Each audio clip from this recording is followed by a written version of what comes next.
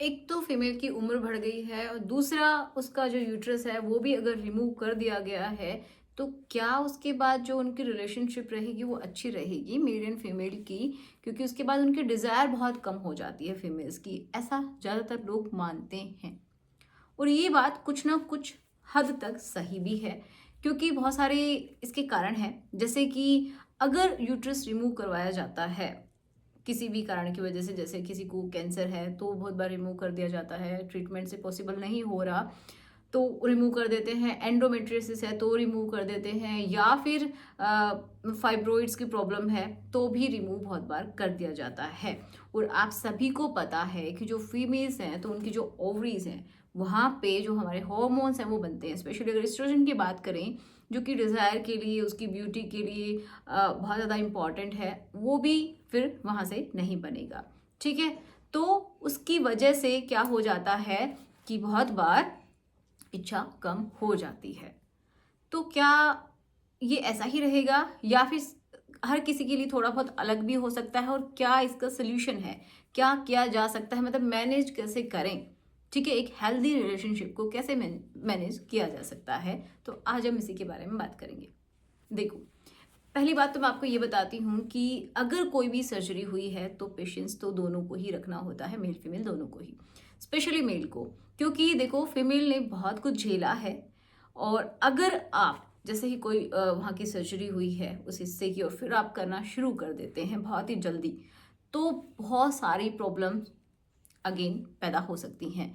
जैसे कि 1 से 1.5 महीने तक आपको बिल्कुल नहीं करना चाहिए, ये तो बिग नो है। लगभग 2 महीने तक बिल्कुल नहीं होना चाहिए अगर यहाँ की सर्जरी हुई है, स्पेशली यूट्रस बाहर निकाल दिया गया है, ओवरीज को निकाल दिया है, तो अगर यहाँ की सर्जरी भी हुई है ना, तो नो, नहीं करना है। क्यों? क्योंकि देखो, उससे दो बातें हो सकती है, उसको बहुत ज़्यादा पेन हो सकता है, वहाँ का जो घाव है वो अगेन उसमें प्रॉब्लम क्रिएट हो सकती है। कैसे?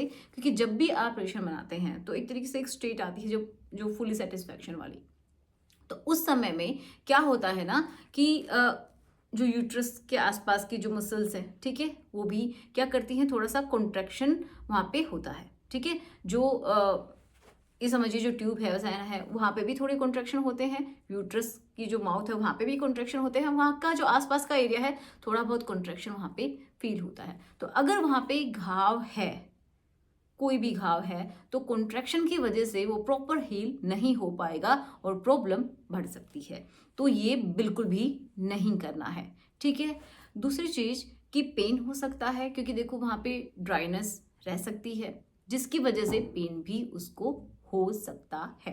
ठीक है, अब देखो, अगर आप चाहते हैं और एक और बात करते हैं जो कि फीमेल हैं मेनोपॉज की तरफ, मतलब उनकी जो पीरियड्स खत्म हो जाते हैं, मतलब वो आते ही नहीं हैं, बंद हो जाते हैं, तो भी क्या होता है कि एस्ट्रोजन बनना कम हो जाता है, जिसकी वजह से भी उनकी इच्छा थोड़ी कम हो जाती है, बट मैनेज की जा सकती है।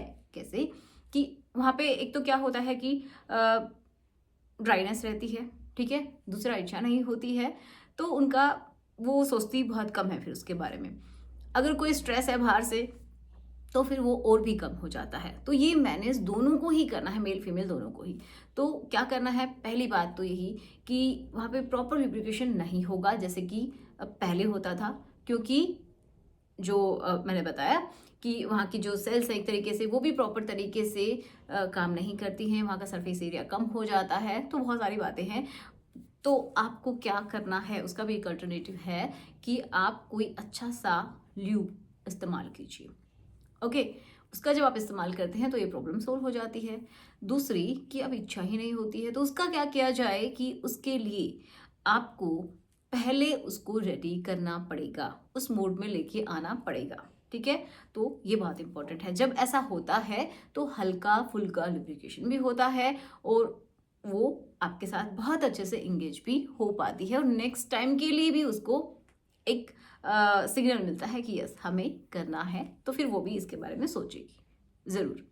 तो ये कर सकते हैं। अब बहुत सारी फीमेल में बहुत ही ज़्यादा इसका कम लेवल हो जाता है, बिल्कुल इच्छा नहीं होती है, तो वो डॉक्टर से मिल सकते हैं, काउंसलिंग ले सकते हैं। उसके बाद बहुत सारे फीमेल्स को हार्मोन रिप्लेसमेंट थेरेपी लेनी पड़ती है, मतलब जो हार्मोन है वो बाहर से दिया जाता है।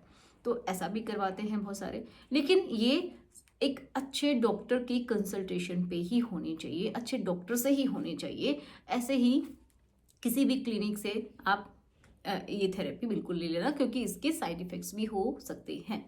ओके, तो आप ऐसा करके अपनी लाइफ को अच्छे से मैनेज कर सकते हैं। सो आई होप आपकी हेल्प हुई होगी। तो चलिए मिलते हैं नेक्स्ट वीडियो में। Thanks for watching, good bye.